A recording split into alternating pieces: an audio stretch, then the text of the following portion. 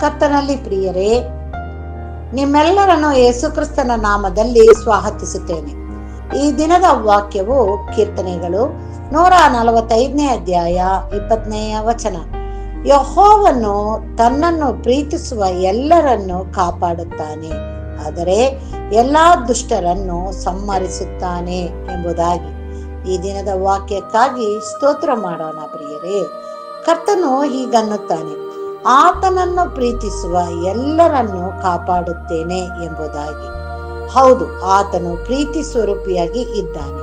ನಾವು ಎಷ್ಟೋ ಪಾಪಗಳನ್ನ ಮಾಡಿದರೂ ಮಾನಸಾಂತರದಿಂದ ಆತನ ಕಡೆ ತಿರುಗಿ ಪಾಪಕ್ಕೆ ಕ್ಷಮಾಪಣೆಯನ್ನು ಕೇಳಿ ಆತನಲ್ಲಿ ಮೊರೆ ಹೋದಾಗ ಆತನು ನಮ್ಮ ಪಾಪಗಳನ್ನು ತೊಳೆದು ನಮ್ಮನ್ನ ಪ್ರೀತಿಸಿ ಕಾಪಾಡುತ್ತಾನೆ ಮತ್ತು ಎಲ್ಲ ದುಷ್ಟರನ್ನು ಸಂಹರಿಸುತ್ತಾನೆ.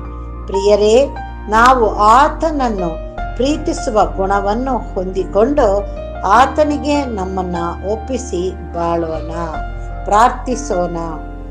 ನಮ್ಮನ್ನು ಬಾಳವಾಗಿ ಪ್ರೀತಿಸುವ ನಮ್ಮ ತಂದೆಯಾದ ದೇವರೇ, ಈ ದಿನಕ್ಕಾಗಿ ನಿನಗೆ ಸ್ತೋತ್ರ ಸ್ವಾಮಿ. ಈ ದಿನದಲ್ಲಿ ನೀನು ನಮಗೆ ಧ್ಯಾನಕ್ಕಾಗಿ ಕೊಟ್ಟಿರುವಂತ ವಾಕ್ಯಕ್ಕಾಗಿ ಸ್ತೋತ್ರ ಕರ್ತನೆ. ಹೌದಪ್ಪ, ನೀನು ಪ್ರೀತಿ ಸ್ವರೂಪಿಯಾಗಿದ್ದಿ ಸ್ವಾಮಿ. ನೀನು ಪ್ರೀತಿ ಸ್ವರೂಪನಾಗಿರುವುದರಿಂದ ನಮ್ಮೆಲ್ಲರನ್ನು ಪ್ರೀತಿಸಿ ಕಾಯ್ದು ಕಾಪಾಡಿ ಬರ್ತಾ ಇದೆಯಪ್ಪ. ಅದಕ್ಕಾಗಿ ನಿನಗೆ ಸ್ತೋತ್ರ ತಂದೆಯೇ. ಈ ದಿನದಲ್ಲೂ ಕೂಡ ಈ ವಾಕ್ಯವನ್ನು ನಾವು ಧ್ಯಾನಿಸುತ್ತಾ ಮತ್ತೊಬ್ಬರಿಗೆ ನಿನ್ನ ಪ್ರೀತಿಯನ್ನು ಹೇಳಲಿಕ್ಕಾಗುವಂತೆ ನೀನು ನಮ್ಮನ್ನು ನಡೆಸು ಎಂಬುದಾಗಿ ನಿನ್ನಲ್ಲಿ ಬೇಡುತ್ತೇವೆ. ಹೌದು ಕರ್ತನೆ, ನಿನ್ನ ಬಳಿಯಲ್ಲಿ ಬಂದು ಯಾರ್ಯಾರು ತಮ್ಮ ತಮ್ಮ ಪಾಪಗಳಿಗಾಗಿ ಕ್ಷಮಾಪಣೆಯನ್ನು ಹೊಂದುತ್ತಾರೋ ಎಲ್ಲರನ್ನೂ ನೀನು ತಂದೆಯೇ ಅವರ ಪಾಪಗಳನ್ನು ತೊಳೆದು ಅವರನ್ನು ರಕ್ಷಿಸಿ ಪ್ರೀತಿಸಿ ನಡೆಸು ಎಂಬುದಾಗಿ ನಿನ್ನಲ್ಲಿ ಬೇಡುತ್ತೇವೆ.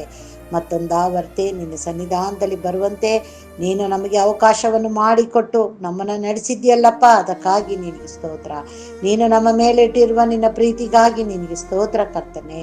ನಾವು ಕೂಡ ಮತ್ತೊಬ್ಬರನ್ನು ಪ್ರೀತಿಯಿಂದ ನಡೆಸಲಿಕ್ಕಾಗುವಂತೆ ನೀನು ನಮ್ಮೆಲ್ಲರನ್ನೂ ಆಶೀರ್ವದಿಸಿ ನಡೆಸಬೇಕೆಂಬುದಾಗಿ ನಮ್ಮ ರಕ್ಷಕನು ಒಡೆಯನೂ ಆಗಿರುವಂತ ಯೇಸು ಕ್ರಿಸ್ತನ ಮುಖಾಂತರದಲ್ಲಿ ಬೇಡಿದನ್ನು ಹೊಂದಿದ್ದೇವೆ ತಂದೆಯೇ, ಆಮೇನ್. ದೇವರು ಈ ವಾಕ್ಯವನ್ನು ಮತ್ತು ನಮ್ಮೆಲ್ಲರನ್ನು ಆಶೀರ್ವದಿಸಲಿ, ಆಮೇನ್.